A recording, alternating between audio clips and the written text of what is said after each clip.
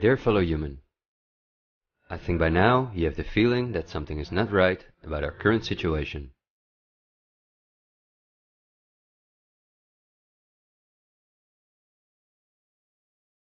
But I also think that the many ill-founded conspiracy theories may have caused you to distance yourself from both the media scaremongering and from those who spread the conspiracy theories.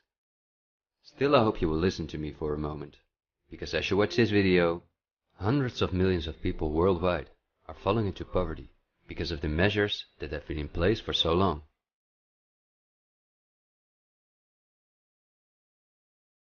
And although the biggest economic crisis that we will ever experience may not have affected you personally yet, it's only a matter of time before the ripple effects also reach you and your loved ones.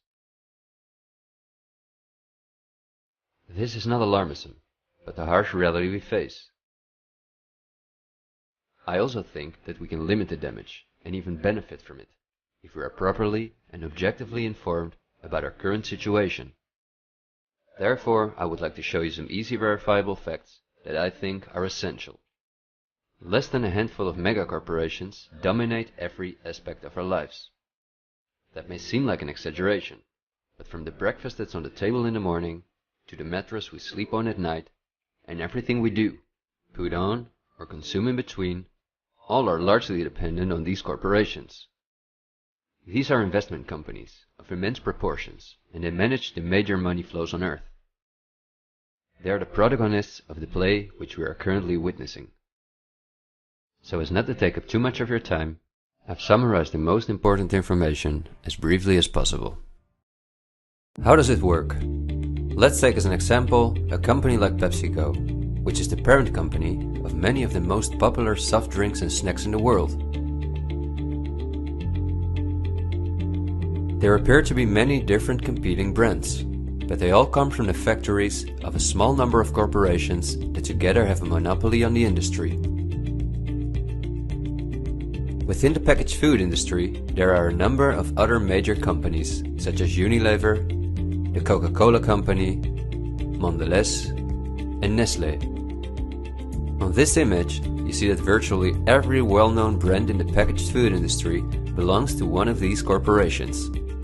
You can easily get this kind of information. You can verify it on the websites of the relevant brands or on Wikipedia. Companies of this size are usually publicly traded and have a board where the largest shareholders call the shots. On websites like Yahoo Finance, we can find detailed company information, including who the largest shareholders of these companies are. Let's take PepsiCo again as an example. We see that 73.14% of the shares are held by no less than 3,379 institutional investors. These include investment companies, mutual funds, insurance companies, banks, and in some cases governments. Let's look at who the largest institutional investors of PepsiCo are. As you can see, just 10 out of the 3,379 investors account for almost 1/3 of all shares. The combined share capital of these top 10 has a value of approximately $60 billion. But of those 10 investors, 3 own more shares than the remaining 7. Let's remember their names and let's see who owns the most shares at the Coca-Cola Company, Pepsi's big competitor.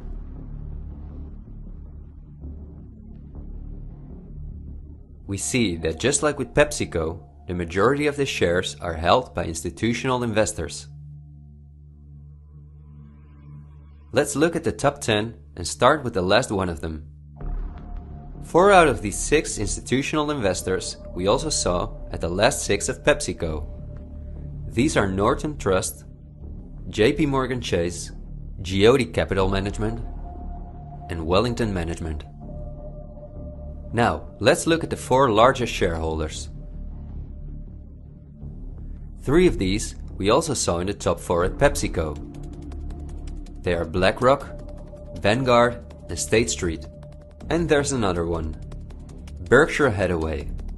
These are the 4 largest investment companies on the planet.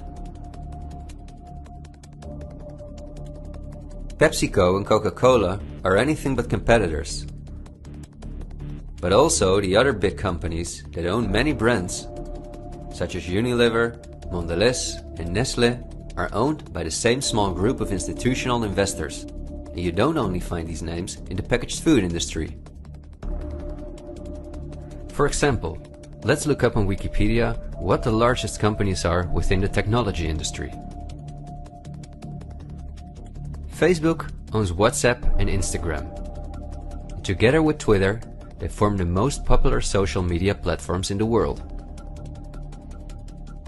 Alphabet is the parent company of all Google businesses, including YouTube and Gmail, but they are also the biggest sponsors and developers of Android, one of the two operating systems on which almost all smartphones and tablets in the world run. The other operating system is Apple's iOS. Finally, if we add Microsoft to the other three, we see that 4 companies produce the software that almost all computers, tablets and smartphones in the world depend on. Let's see who owns the most shares of these powerful companies. If we look at Facebook, we see that more than 80% of the shares are owned by institutional investors. These are the same names we saw in the food industry. Again, the same investors at the top. Then Twitter, which with Facebook and Instagram makes up the top 3. Amazingly, we see that the company is also owned by the same investors.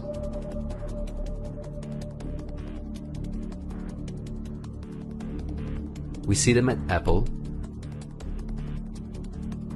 but also with their big competitor Microsoft.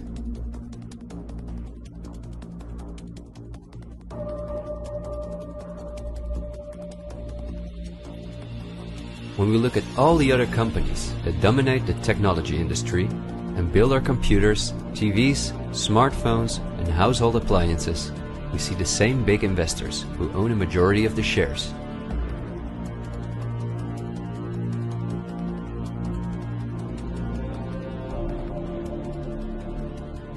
We see this within all industries around the world. And just to show you that I'm not exaggerating, I'll give you another example. Let's say we want to plan a vacation. On our computer or smartphone, we look for a cheap flight to the sun through websites like Skyscanner and Expedia, both of which belong to the same group of institutional investors.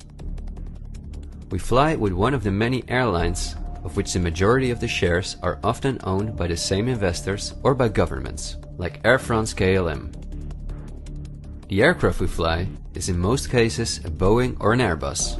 Again, we see the same names. We look for a hotel or an apartment through Booking.com or Airbnb.com. Once we arrive at our destination, we go out for dinner, then we write a review on TripAdvisor. The same investors are at the basis of every aspect of our journey, and their power goes even much further, because even the kerosene that fuels the plane comes from one of their many oil companies and refineries. Just like the steel that the plane is made of comes from one of their many mining companies. This small club of investment companies, banks and mutual funds are also the largest shareholders in the primary industries, where raw materials come from. If we look on Wikipedia for the largest mining companies in the world, we see that their shareholders are the same institutional investors we see everywhere else. The same goes for the largest agricultural companies in the world, that our entire food industry depends on. For example, they own Bayer, the parent company of Monsanto, the world's largest seed producer, which produces 90% of all the cotton seed on Earth, as well as the majority of all other seeds. But these institutional investors are also the shareholders of the largest textile manufacturing companies in the world, and even the numerous popular clothing brands that turn the cotton into the clothes we wear are owned by the same group of investors.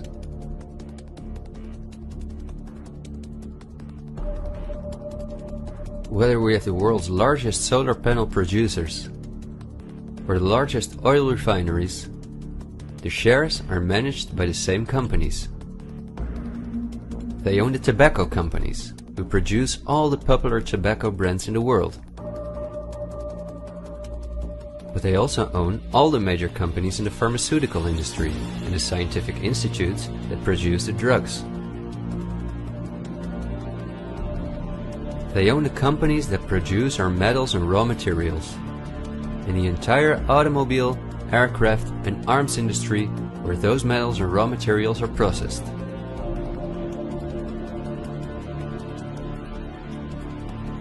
They own the companies that build our electronics. They own the big department stores and online marketplaces.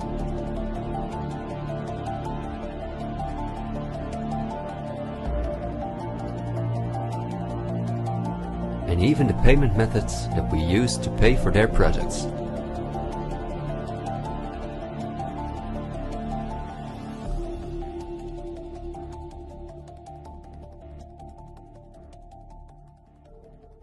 Because I want to keep my story as short as possible, I've decided to only show the tip of the iceberg.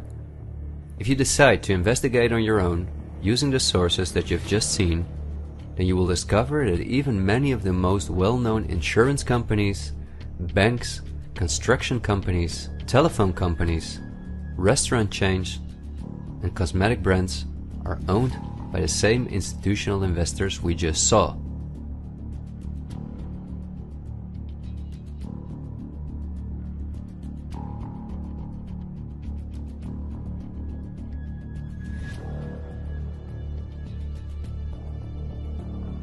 These institutional investors are, as I told you earlier, mainly investment companies, banks and insurance companies. They are in turn also owned by shareholders. Now, what is the most amazing thing? All of these institutional investors own each other's shares, and together they form an immense network that we can compare to a pyramid.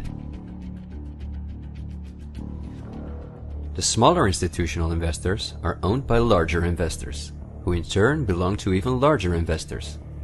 The visible top of this pyramid consists of only two companies, and we have seen their names many times by now. They are Vanguard and BlackRock. The power of these two companies is something we can barely imagine. Not only are they the largest institutional investors of every major company on Earth, they also own the other institutional investors of those companies, giving them a complete monopoly. According to a report by Bloomberg, one of the most respected institutions in the world in the field of financial data and analytics, experts expect that by 2028 both companies will collectively manage about $20 trillion in investments, and in the process will own almost everything on Earth. The same Bloomberg called BlackRock the fourth arm of government, because it is the only non-government entity that has a close relationship with the federal banks, also called the central banks. BlackRock not only lends money to the federal banks, but is also their principal advisor and the developer of the computer system that the federal banks use. Dozens of BlackRock employees had senior positions in the White House during the Bush and the Obama administrations, and currently under Joe Biden. BlackRock CEO Larry Fink is a welcome guest with many heads of state and politicians, and understandably so. He's the face of the company that pulls the strings.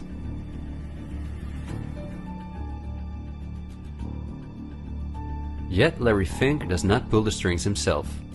In fact, BlackRock itself is owned by shareholders. And if we look at who those shareholders are, we come to a strange conclusion. We see that BlackRock's largest shareholder is Vanguard, and this is where it gets dark. Vanguard itself has a unique structure that makes it impossible to see who its shareholders or clients are. The elite who own Vanguard don't want anyone to know that they are the owners of the most powerful company on Earth. But of course, this is no secret to those who are willing to look into it.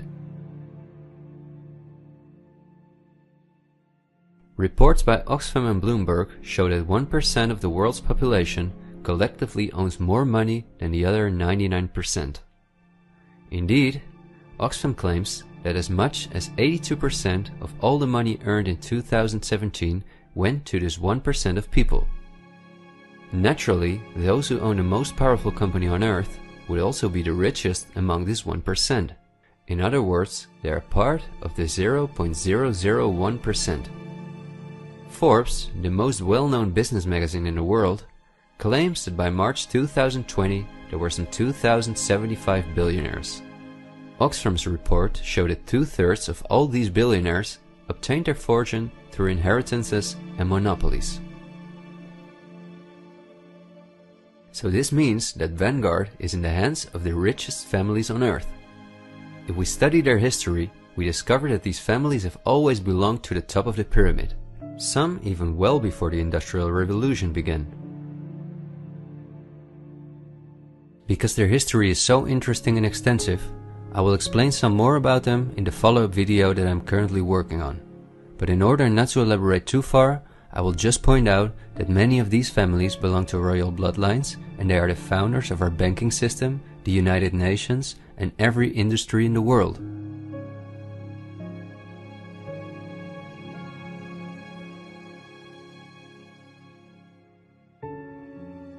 These families never lost their power, but because of an increasing world population, they were forced to hide behind investment companies such as Vanguard, whose largest shareholders are the private funds and non-profit organizations of these families.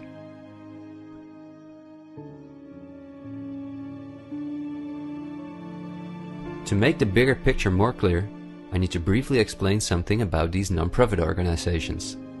These are the links that connect the business community with politics and the media, allowing major conflicts of interest. At first glance, however, this is not too noticeable. Non-profits, also called foundations, are organizations that rely on donations, and they do not have to publish from whom they receive those donations.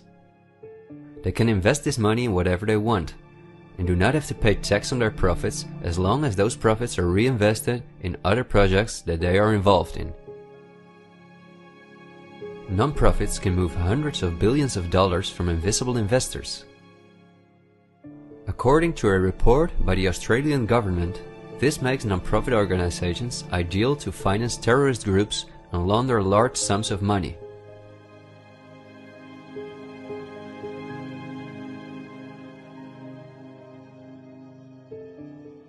The foundations and funds of the families who are highest in the hierarchy of the 1% hide behind the scenes as much as possible. However, for cases that have a lot of publicity and attention, they use the foundations of philanthropist families that are lower in the ranking, but who are also extremely wealthy. In order to be concise, I will only highlight the 3 most important foundations in the world that connect all the industries in the world to each other.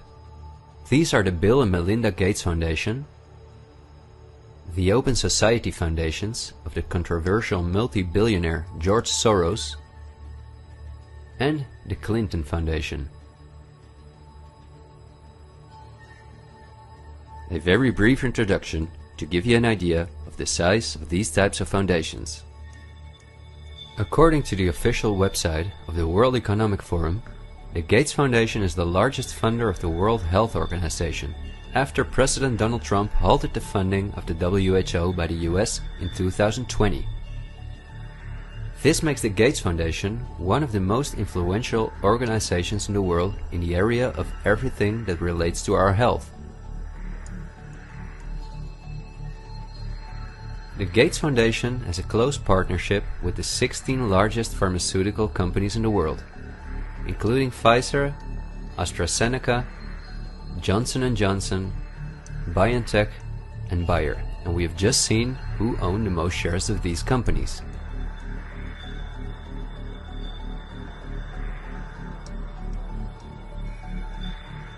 Bill Gates was anything but a poor computer nerd who made it to one of the richest people in the world, but he came from a philanthropic family that, just like himself, worked for the absolute elite. Bill is the founder of Microsoft, which is owned by BlackRock, Vanguard, and until recently Berkshire Hathaway. But at the same time, the Gates Foundation is the largest shareholder after BlackRock, Vanguard, and State Street in Berkshire Hathaway, where he was even on the board for a while.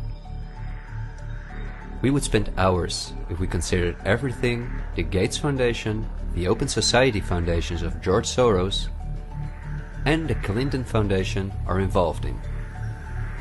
But because they connect us with the next topic and with the current events, this brief introduction was important. I think the next topic should start with a question. A random person like myself, with very little experience in video editing, using an old laptop, can in 20 minutes objectively portray that only 2 companies have a total monopoly over all the industries in the world. So the natural question is, why don't you hear about all of this in the media? What? It's a good question. Every day we have the choice between countless reports, documentaries and television programs, and yet not one of them talks about this. Is it something not interesting enough? Or might there perhaps be other interests at play? The answer we get again from Wikipedia. About 90% of the international media is owned by 9 media conglomerates. The companies owned by these media conglomerates are too many to mention, so I'm just going to show you the most important brands that we all know. Viacom CBS is the parent company of, among others, all CBS channels, Paramount, where the most famous movies and series in the world come from, MTV, Comedy Central, Nickelodeon, the popular British Channel 5 and the popular Australian 10. Guess who the largest shareholders of Viacom CBS are? Before we look at the other major conglomerates, let's not forget to mention our extremely powerful streaming monopolists, Netflix and Amazon Prime, both of which belong to the same shareholders. Then AT&T, which is the parent company of Warner Brothers, HBO, Discovery Channel, CNN, Cartoon Network, TNT, DC, and many other well-known brands. Guess who the largest shareholders of AT&T are?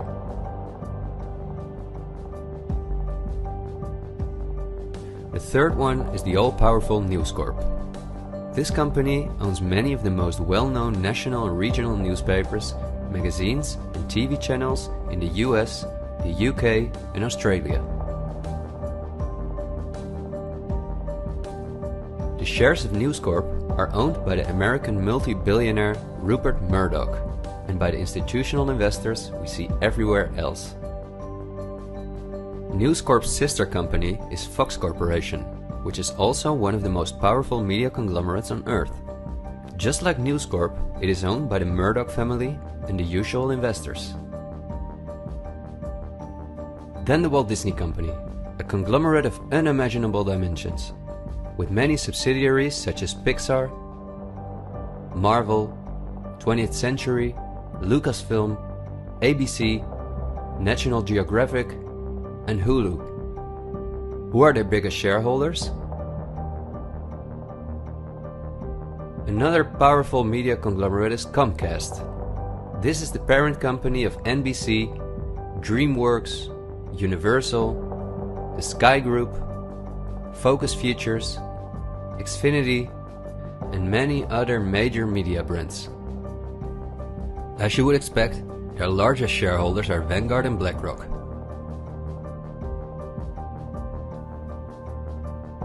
I could go on for hours and show that in almost every country on earth, the local media is in the hands of these kind of conglomerates, which in turn are owned by our institutional investors or by extremely rich and powerful elite families. In the UK, for example, virtually all popular newspapers and magazines are owned by the Daily Mail Group, Reach and the aforementioned News Corp. In the Netherlands, the entire media is in the hands of the Persgroep, Mediahuis and Bertelsmann. And in Germany, the entire media is either controlled by the German government, ProSiebenSat.1, Axel Springer, and again, Bertelsmann, which is also a conglomerate of unprecedented dimensions. Not only is this the parent company of the largest book publisher in the world, Penguin Random House, and owner and founder of BMG Music, Bertelsmann also controls a large part of the European media through their subsidiary RTL, a company with 67 TV channels, 10 streaming platforms and 38 radio stations. Bertelsmann is owned by the ultra-rich Bertelsmann-Mohn family, who openly collaborated with the Nazis. Because of this, Reinhard Mohn was held as a prisoner of war in the US. Besides RTL, Bertelsmann also owns a large part of the French mainstream media.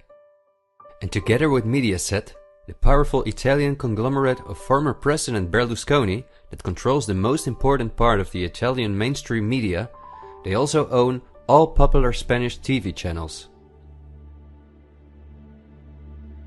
Now, to complete the picture, let's look at where the news comes from that all these media outlets are feeding us on a daily basis.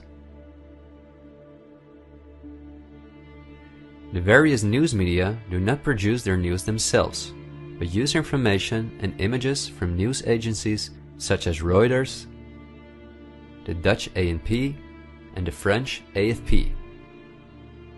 These organizations are anything but independent. Reuters is owned by the powerful Canadian Thomson family. The ANP is owned by Dutch investor Kees Omen, and the AFP is largely financed by the French government.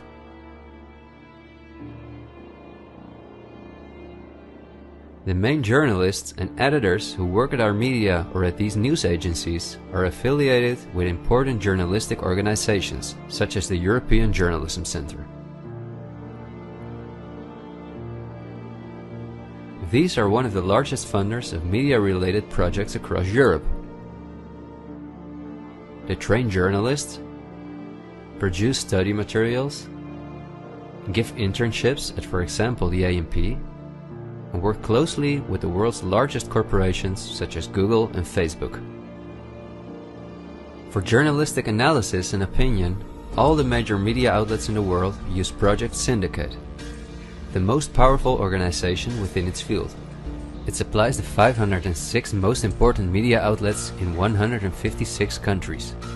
Project Syndicate, plus an organization such as the European Journalism Centre, together with the news agencies, are the connecting link between all the different media outlets around the world. When newscasters read the news from their teleprompters, there is a good chance that the text comes from one of these organizations. As a result, the global media is often synchronized in its reporting. We are concerned about trouble and treatment of irresponsible, one-sided news stories plaguing our country. The sharing of biased and false news has become all too common on social media. More alarming, some media outlets publish these same fake stories without checking facts first. The sharing of biased and false news has become all too common on social media. More alarming, some media outlets publish these same fake stories without checking facts first. Unfortunately, some members of the media use their platforms to push their own personal bias and agenda to control exactly what people think. And this is extremely dangerous to our democracy. This is extremely dangerous to our democracy. This is extremely dangerous to our democracy. This is extremely dangerous to our democracy. This is extremely dangerous to our democracy. This is extremely dangerous to our democracy. This is extremely dangerous to our democracy. This is extremely dangerous to our democracy. This is extremely dangerous to our democracy. This is extremely dangerous to our democracy. This is extremely dangerous to our democracy. This is extremely dangerous to our democracy. This is extremely dangerous to our democracy. In September 2020, the European Journalism Centre and Facebook set up a fund to support selected news organizations to do the reporting during the corona crisis. Let's see who the organizations are that, along with the news agencies, produce our news. At Project Syndicate, we see the Bill and Melinda Gates Foundation, the Open Society Foundation, and the European Journalism Centre.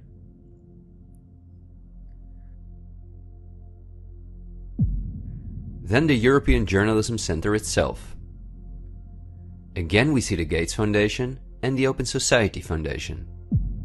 And they also receive large donations from Facebook, Google, the Dutch Ministry of Education, Culture and Science, and from the Dutch Ministry of Foreign Affairs. The organizations that are at the heart of our information flow are funded by the non-profit organizations of the same elite who also controls the entire media. However, a part of our tax money goes to these organizations as well.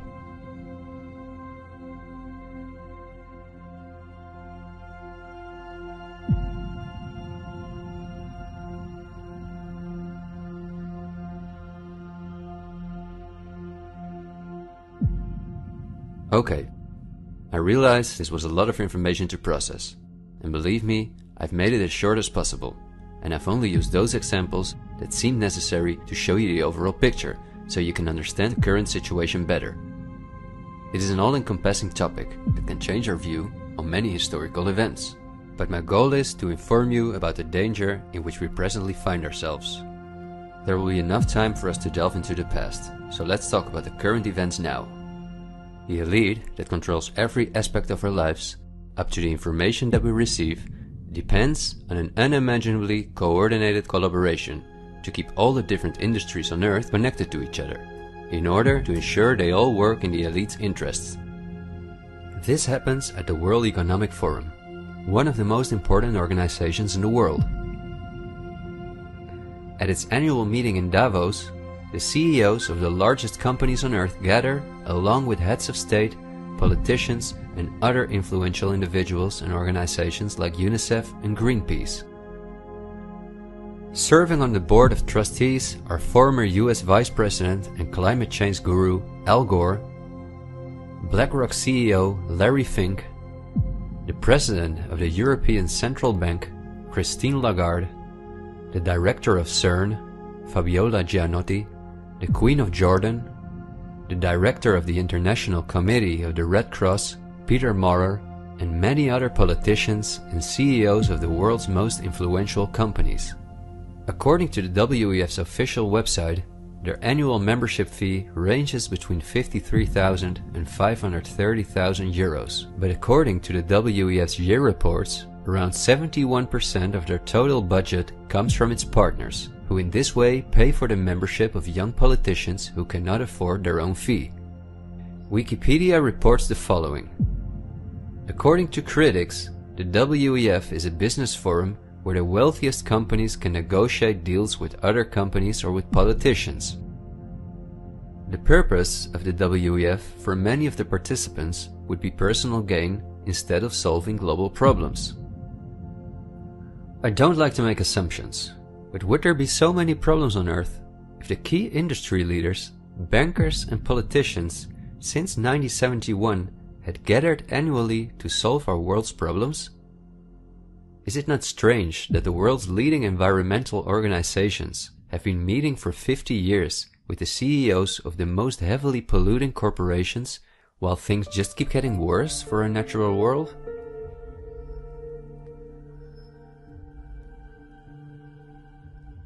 That these critics of the WEF are right soon becomes clear when we look at who the most important partners are that account for almost 71% of the WEF's budget. There are BlackRock, the Open Society Foundations, the Bill and Melinda Gates Foundation, and many other large corporations of whom Vanguard and BlackRock own the shares directly or indirectly.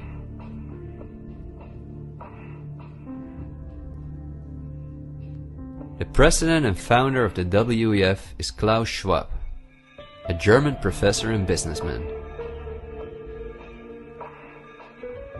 In his book, The Great Reset, he describes in detail the plans of his organization.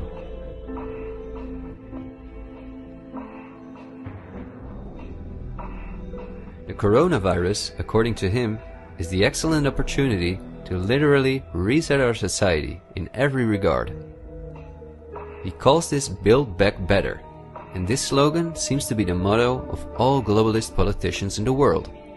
And it's now a historical moment, a crucial moment, to rebuild the future, to reset our policies. And of course, we also want to work together on building back better. You know, I said we're going to build back and we're going to build back better. It's certainly a major crisis, but it also offers us a unique opportunity. We must use this historical opportunity. Together we can turn a crisis into an opportunity. But this global pandemic has also created an opportunity to build back better. To build back better later. But also to build back better. To build back a better world. To build back better. We can't just build back, we got to build back better. And achieve the Sustainable Development Goals. And climate action is an essential part of that. According to Schwab, our old society should be exchanged for a new one, in which countries give up their sovereignty to an all-encompassing world government, in which people own nothing but work for the state, in exchange for their housing, healthcare, and all their other basic needs. All of this is necessary, according to the WEF, because our modern consumer society, which the elite themselves imposed on us, can't keep going as it is. It's no longer sustainable.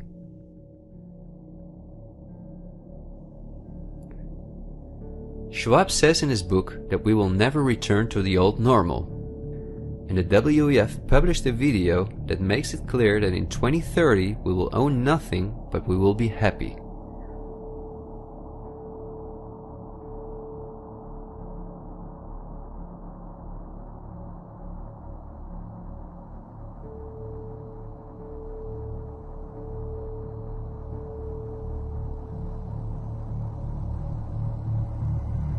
You've probably heard some talk about the New World Order. The media wants us to believe that this is a topic for conspiracy theorists, although it has been talked about for generations by presidents such as George Bush Sr., Nelson Mandela, and Bill Clinton. We have before us the opportunity to forge for ourselves and for future generations a new world order, a world where the rule of law, not the law of the jungle, governs the conduct of nations. When we are successful, and we will be, we have a real chance at this new world order, an order in which a credible United Nations can use its peacekeeping role to fulfill the promise and vision of the UN's founders. After 1989, President Bush said, and it's a phrase that I often use myself, that we needed a new world order. That the affirmative task we have now is to actually create a new world order. But also by the world's most famous philanthropists such as Cecil Rhodes, David Rockefeller, Henry Kissinger, and even George Soros. I think you need a new world order, that China has to be part of the process of creating it, and they have to buy in, they have to own it. These important figures, who apart from Mandela, were all among the top of the elite when they were still alive, are not the only ones who dream about an all-powerful world government. In 2015, the UN presented its controversial Agenda 2030, which is almost identical to Klaus Schwab's Great Reset. In their own words, the UN, like Schwab, wants to ensure that by 2030, poverty, hunger, environmental pollution, and disease no longer exist on Earth. It sounds like a sympathetic plan, until you read the fine print. You see, the idea is that Agenda 2030 is going to be paid for by us, the citizens. And just as it is currently required of us that we give up our basic rights for the sake of public health, we will be demanded to give up our wealth in favor of poverty reduction. These are not conspiracy theories. You can read this for yourself on their official website. In short, it boils down to this. The UN wants to take the tax money from all Western countries and give it to the mega corporations of the elite, who will be contracted to rebuild society.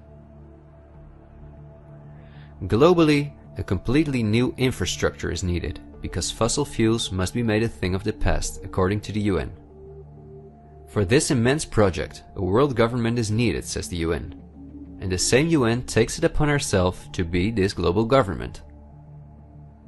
Just like Schwab, the UN also believes that a pandemic is the perfect opportunity to accelerate the implementation of Agenda 2030.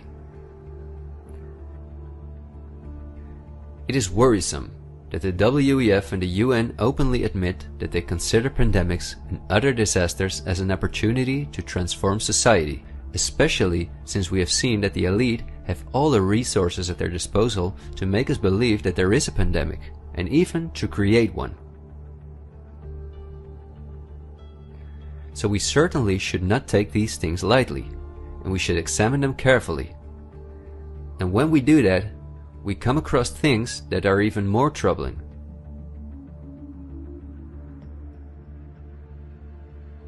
On Friday, October 18, 2019, months before the pandemic was declared, a meeting was held at the Pierre Hotel in New York City for a select group of about 130 very important guests, including politicians and the world's most respected medics and pharmacists. The purpose of the meeting was to simulate the possible scenarios in the event of a global pandemic. This could be a coincidence, you might say. For this simulation, however, a coronavirus was used as an example. The simulation covered in detail how the coronavirus would develop and how they could only control this through the intensive collaboration of entire industries, governments, and government agencies. Once again, a new world order to save us from destruction. Does it surprise you when I tell you that this meeting, called Event 201, was organized by none other than the World Economic Forum, the Bill and Melinda Gates Foundation, and the Johns Hopkins Institute? This is not a conspiracy theory. Check the official website of Event 201 for yourself.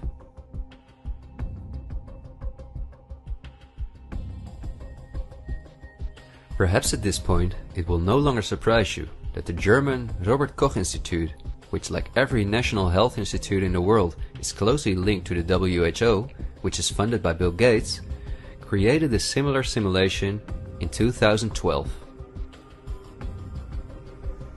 As was the case during Event 201, the simulation assumed the coronavirus. This simulation assumed that in a Southeast Asian food market, a coronavirus would spread from animal to human. How coincidental, isn't it? In this simulation, it takes several weeks for the authorities to identify the virus, allowing it to spread worldwide. The simulation is made of the consecutive 3 years, in which there are lockdowns and economies are destroyed. But also the impact on society is simulated in all aspects, even the protests. I won't tire you with the details. In fact, you can download this analysis for yourself from the website of the German government. The last thing I want to show is an excerpt from a lecture that Belgian top virologist Mark van Ranst gave on January 22, 2019 at the Chatham House, a major non-profit organization in London, where important world leaders meet to discuss global issues. Winners of the Chatham House Prize include Hillary Clinton, Melinda Gates, and John Kerry.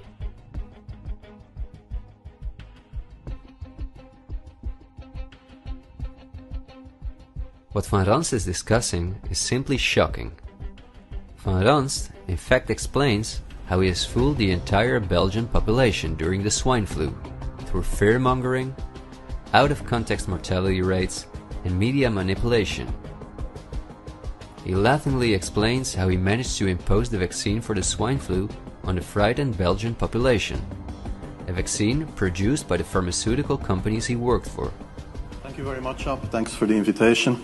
And I was asked to tell you about my experiences being the crisis manager, the flu commissioner for Belgium, and highlighting the communication.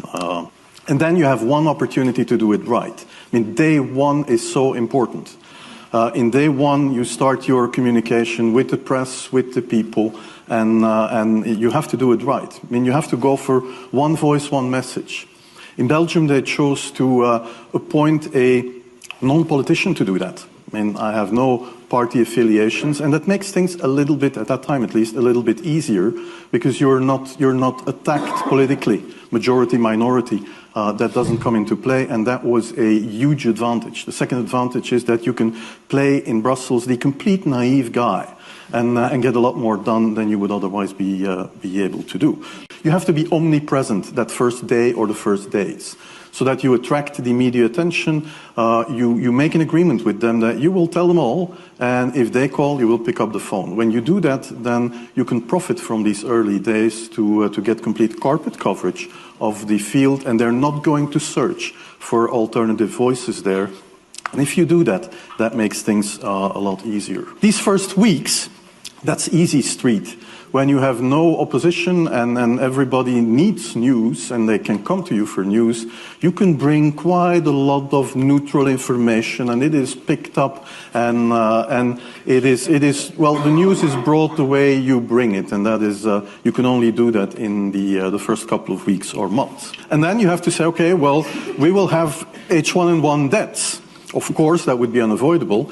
I used there Sir Donaldson's quote, where he said that in the UK, by the peak of the epidemic, 40 people would die per day at the end of the summer. So 62 at that time million people in the UK, 40 deaths a day. I worked it out for Belgium. That would be 7 deaths a day at the peak of the epidemic. I used that in the media. 7 Belgian flu deaths per day at the peak of the epidemic would be realistic. That is true in every year, even interpandemically. That is very, very conservative. However, talking about fatalities is important, because when you say that, people say, wow, what do you mean? People die because of influenza? And that was a necessary step to take. And then, of course, a couple of days later, you had the first H1N1 death in the country, and the scene was set and it was already talked about. And then you had to pick who is going to be vaccinated first. And then, well, women and children first, whatever. I mean, risk groups, they were important. And then I misused the fact that the top football soccer clubs in Belgium inappropriately and against all agreements vaccinated they made their soccer players priority people. So I said I can use that. Because if the population really believes that this vaccine is so desirable that even the soccer players would be dishonest to get their vaccine, I said, okay, I can play with that. So I made a big fuss about this. This is Van Ranst is raving mad. But it worked. The Chatham House organization is also funded by all major corporations of the elite, the Gates Foundation and the Open Society Foundations. We could talk for hours about the coronavirus, which has a survival rate of 99.98%, and about the incomprehensible measures that are destroying our society. Millions of entrepreneurs have lost their income.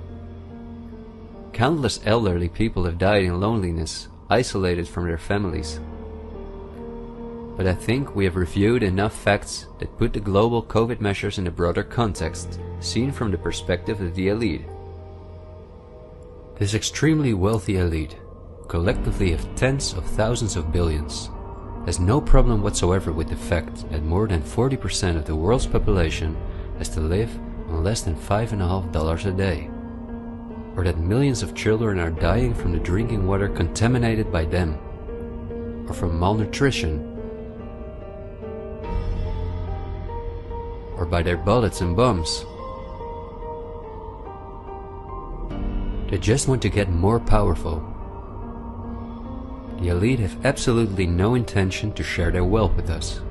In fact, they are honest about their plans to take even the last bit from us, and those plans are being rolled out as I'm telling this. The underlying motives of the elite will not be explained in this episode, because for this we have to dive into history and discuss topics that are beyond our modern rational thinking. But for now you may understand well enough with the simple logic that a new world order, or an all-encompassing world government, is the only way for a small elite to retain its power over an ever-increasing world population. Companies like BlackRock and Vanguard do not benefit from national borders, import taxes, and real diversity.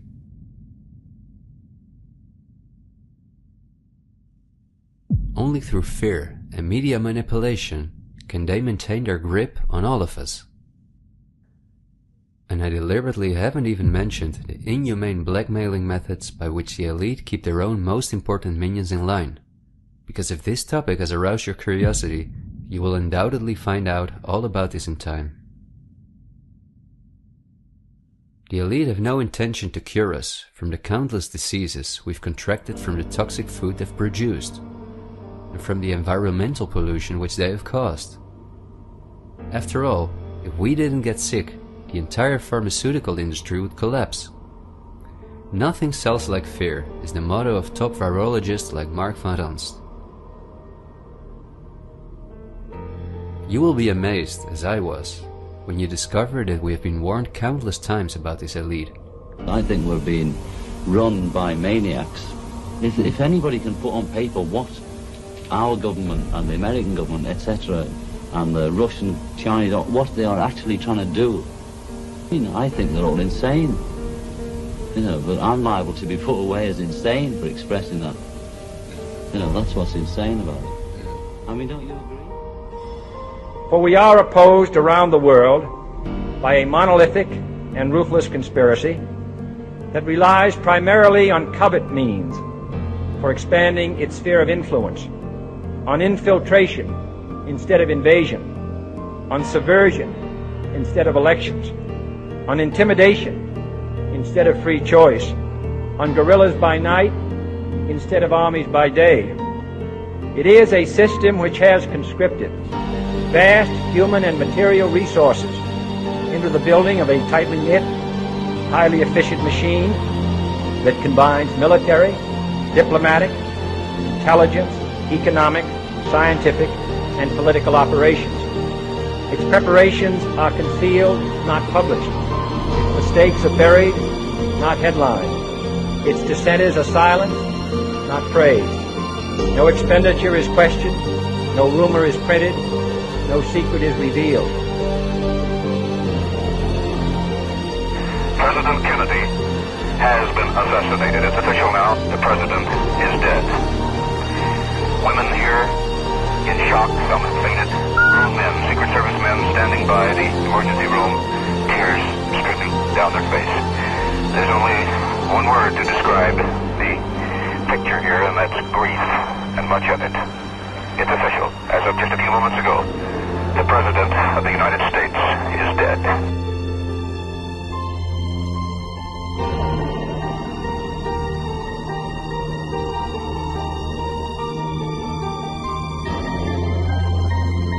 When you're talking about like really elite levels, the name of the game is blackmail. That's what runs the whole system, basically.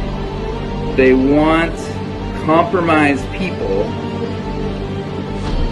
because they're easy to control.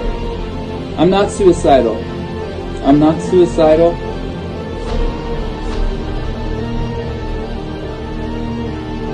The deep state is those people within the U.S. government that are career employees that cannot be fired by people that we elect by the Congress or the President.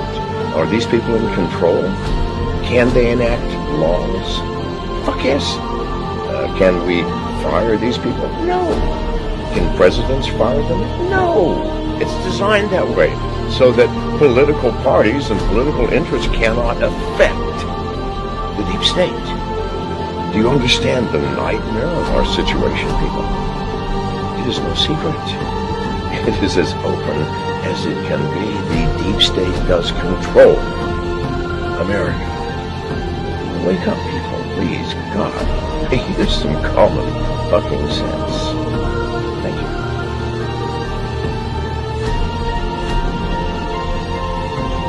Something like 1984 could potentially happen. This is the direction the world is going in at the present time. In our world, there will be no emotions except fear, rage, triumph, and self-abasement. The sex instinct will be eradicated. There will be no loyalty except loyalty to the party. But always there will be the intoxication of power. Always, at every moment, there will be the thrill of victory, the sensation of trampling on an enemy who is helpless. If you want a picture of the future, imagine a boot stamping on a human face forever. The moral to be drawn from this dangerous nightmare situation is a simple one. Don't let it happen. It depends on you. With this video, I hope to reach you, to reduce the ever-increasing distance between us. Only when we are divided can the elite retain its power over us. the greatest fear of the elite is that we will realize what is really going on Earth. And the only way the elite thinks they can prevent this from happening is through censorship,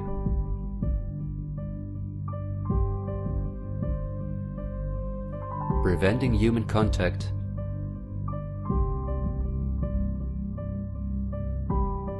the incessant framing of political opponents and those who think differently,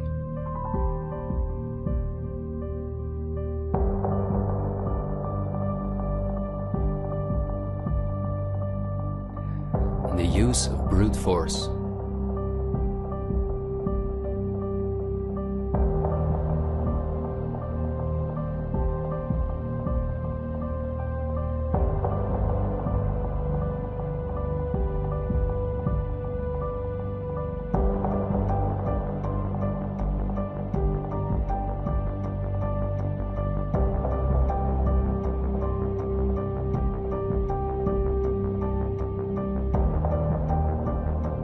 The plans of the elite are clear, and so is the ruthless way in which they want to accomplish them. If we allow this to happen, a new society will be built on the ashes of what we once knew.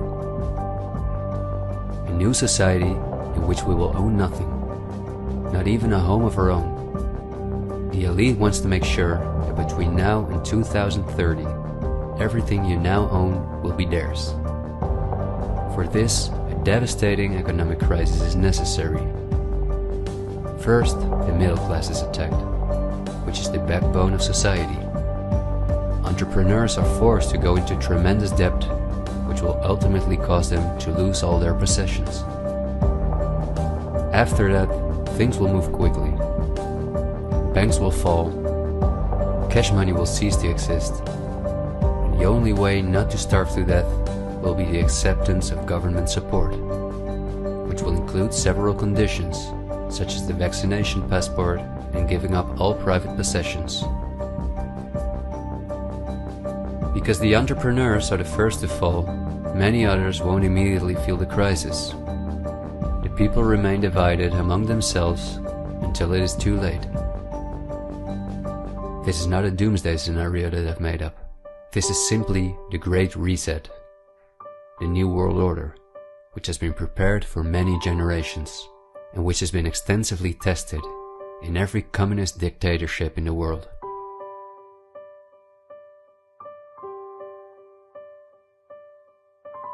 But this can also go a different direction, and instead of a great reset, we can cause a great awakening and create a world where no one has to go hungry, and where we can live in a sustainable way, in freedom, with each other and with nature. This is not an idealistic daydream.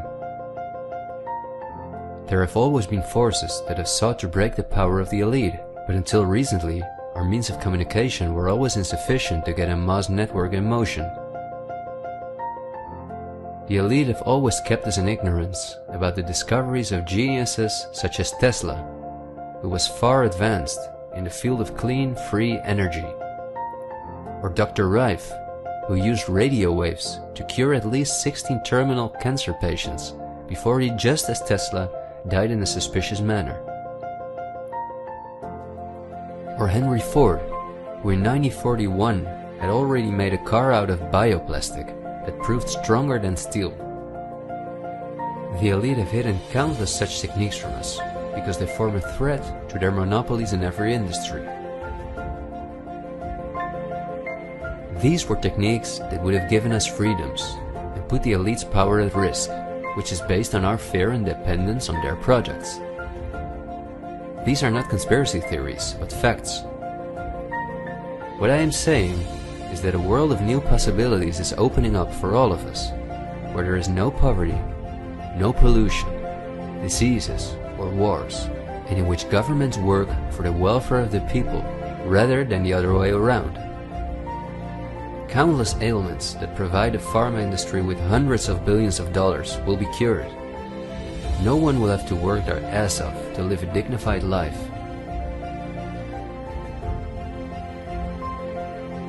People will no longer live in fear because of the lies of the media, the pharma industry, the climate lobbies, and politicians. It's all on the horizon, but we have to go through the storm first and recognize what the real problem is in our society. I want to thank you for listening to me, and I hope someday, in freedom, together we'll reflect back on this unique moment in history. There is still so much to tell, but we will save the rest for later. This video was only intended as an introduction. This is where our journey starts, and it will be a difficult one, but we will undertake it together, and we will help each other get up when we fall.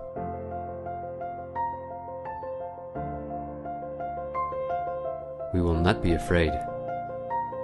We are the 99%.